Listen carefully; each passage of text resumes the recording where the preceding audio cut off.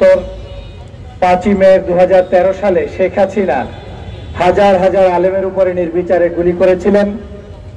সেই শাপলা চত্বরের আজকের এই বিক্ষোভ সমাবেশের শ্রদ্ধাস্পদ অতিথিবৃন্দ, আমাদের এখানে মঞ্চের সামনে উপস্থিত দেশপ্রেমিক জনতা এবং আমার প্রাণপ্রিয় সাংবাদিক ভাই ও বোনেরা, আসসালামু আলাইকুম ওয়া রাহমাতুল্লাহি ওয়া বারাকাতুহু।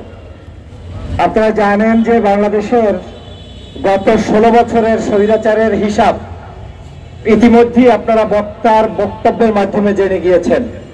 কিন্তু আমি অত্যন্ত আজকের দুর্ভাগা যে যেই সরকারকে আমরা রক্তের মাধ্যমে এই দেশে বসিয়েছি, 1 বছর পূর্তি হওয়ার পরেও আজকের সেই শাপলার নাম এই সরকারের মাথায় আসে না।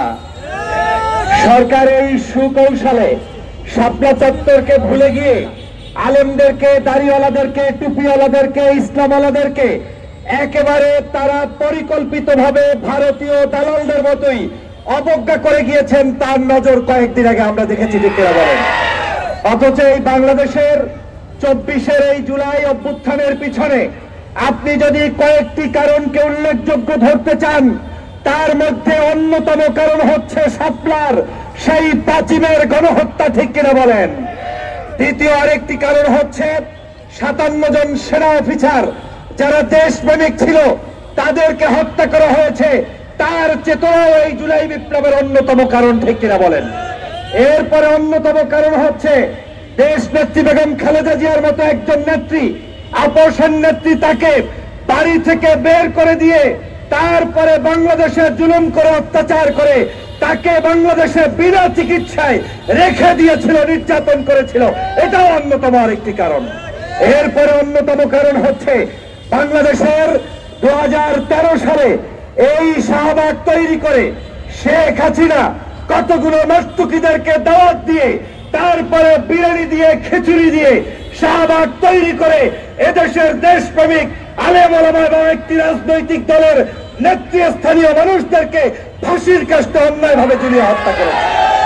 আজকের ওই ফাঁসির রক্তের বিনিময়ে কিন্তু 24-এর গণ অভ্যুত্থানের এই পরিবর্তনের জন্য আজকের আমাদের ময়দান তৈরি হয়েছে। আবরার হত্যার কারণে ময়দান তৈরি হয়েছে। ময়দান তৈরি হয়েছে গত 16 বছরের অত্যাচার, নির্যাতন, নিষ্পীষণের উপরে আজকের মানুষের প্রতিবাদের ভাষা প্রকাশের জন্যই কিন্তু এই ময়দান তৈরি হয়েছে। অতএব জুলাই গণ অভ্যুত্থানকে যারা মনে করেন শুধু একটি সংস্কার কিংবা কোনো একটি দাবির জন্য, সেটা নিতান্তই ভুল। এই জুলাই গণ অভ্যুত্থান হয়েছে দেলোয়ার হোসেন সাঈদীর হত্যার কারণে, ঠিক কিনা বলেন। এই জুলাই গণ অভ্যুত্থান হয়েছে নিজামী, কাদের মোল্লা, আলী হাসান মুজাহিদদের মতো মানুষদেরকে হত্যার কারণে, ঠিক কিনা বলেন। এই জুলাই গণ অভ্যুত্থান হয়েছে সাগর রুনি হত্যার কারণে, ঠিক কিনা বলেন। এই জুলাই গণ অভ্যুত্থান হয়েছে যেই মানুষদেরকে গুম করা হয়েছে, খুন করা হয়েছে, কত শত মানুষদেরকে আজকের গুলি করে হত্যা করা হয়েছে তাদের কারণে। আপনারা জানেন আন্তর্জাতিক ট্রাইব্যুনালের চিফ প্রসিকিউটর জনাব অ্যাডভোকেট তাজুল ইসলাম সাহেব কয়েকদিন আগে একটি কথা বলেছেন। বাংলাদেশে তদন্ত করতে গিয়ে দেখেছেন প্রায় 1300-র অধিক মানুষকে একটা অফিসার খুন করত, গুলি করত। গুলি করার সময় তার নেশা ছিল, ওই গুলি করার রক্ত যখন তার হাতে ছিটে আসতো এবং ছিটে আসলে যে গরম অনুভব করত, এই গরম অনুভব করার মতো একজন নরপিচাস বাংলাদেশে 1300 মানুষকে হত্যা করেছে। আজকের সেই কারণে জুলাই গণ অভ্যুত্থান হয়েছে। আজকের এই সরকার 15ই আগস্ট এই বাংলাদেশে নাটক চলছে। আজকে দেখলাম ওই 15ই আগস্ট শেখ মুজিবুর রহমান সাহেবকে তার নিজের কর্মকাণ্ডের কারণে যখন দুনিয়া থেকে বিদায় নিতে হয়েছে, সেই সময় কিন্তু তাদের পাশে 7-8 জন মৌলবী ছাড়া আর কেউ ছিল না, জানাজা পড়ানোর মানুষ ছিল না। ঠিক আজকেও আমরা দেখলাম একজন হুজুরকে স্ত্রীকে সাথে নিয়ে এসেছে। আওয়ামী লীগ 1 মাস পর্যন্ত ওই হুজুরকে ট্রেনিং দিয়ে পিরোজপুর থেকে ঢাকায় এনেছে। আনার পরে এখন স্ত্রী আর স্বামী মিলে কথা বলে, কথার কোনো মিল তাল নাই। দেখেছেন আপনারা ভিডিওটা? দেখেছেন? এইরকম আওয়ামী লীগের দশা হবে। আজকের স্বাধীনতার 53 বছর পরে শেখ মুজিবুর রহমানের জন্মদিন কিংবা মৃত্যু দিবস পালন করার জন্য আলেমকে ভাড়া করতে হয়, নামদারি কিছু হুজুরকে ভাড়া করতে হয়।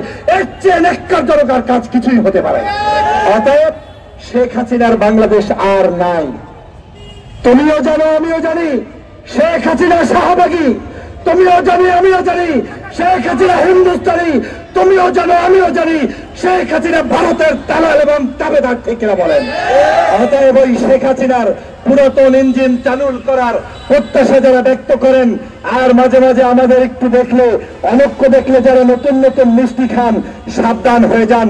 এই বাংলাদেশের তৌহিদি জনতা, বাংলাদেশের সাংবাদিক বৃন্দ, বাংলাদেশের ছাত্র জনতা, বাংলাদেশের সকল বাহিনী থাকতে খুনি হাসিনার বাংলাদেশে আসার আর কোন রাস্তা নেই নেই নেই।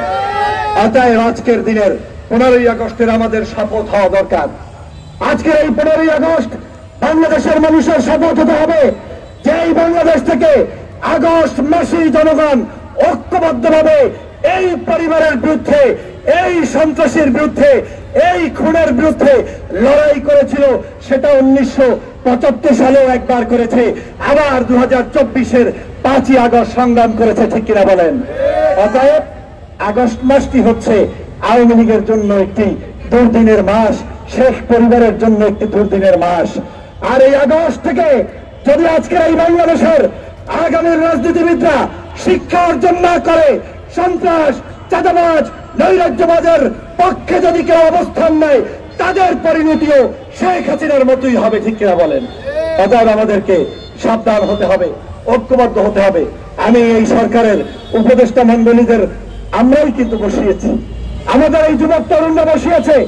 দুঃখ লাগে আজকের যখন উপদেষ্টাদের কাছে আমাদের ভাইরা তাদের বিচার নিয়ে দাবি তুললে তাদেরকে অবজ্ঞা করা হয়। শহীদ পরিবারদেরকে নিয়ে এখন পর্যন্ত বসার মতো সময় তারা পায় না। এর চেয়ে দুর্ভাগা আর কিছুই থাকতে পারে না। এই জাতির জন্য আজকের সেই উপদেষ্টা মন্ডলীদের কাছে স্পষ্ট বলতে চাই, আপনারা কি ওখানে এসেছেন নাটক সিনেমা করতে, নাকি 300 ফুটে গিয়ে আপনারা সেখানে রুটি পিঠে খাওয়ার জন্য, নাকি ওয়েস্টিনে গিয়ে তারপরে নাস্তা কিংবা ব্রেকফাস্ট করার জন্য বসেছেন? আপনাদেরকে সেজন্য বসানো হয় নাই, আপনাদেরকে বসানো হয়েছে খুনি হাসিনার সকল প্রকার ষড়যন্ত্রকারীদের বিচার করার জন্য। আপনাদেরকে বসানো হয়েছে শাপলার গণহত্যার বিচার করার জন্য, 24-এর গণঅভ্যুত্থানের এই সময় যাদেরকে হত্যা হয়েছে তার বিচার করার জন্য, ঠিক কিনা বলেন? অতএব শয়তানি করে বেশি দিন টিকে থাকতে পারবেন না। আপনাদেরকে সাবধান করি, সময় বেশি দিন নাই, 3 মাস থেকে 6 মাস থাকবেন। যদি বাপের বেড়া সাদ্দাম হইতে চান তাহলে এখনো সময় আছে।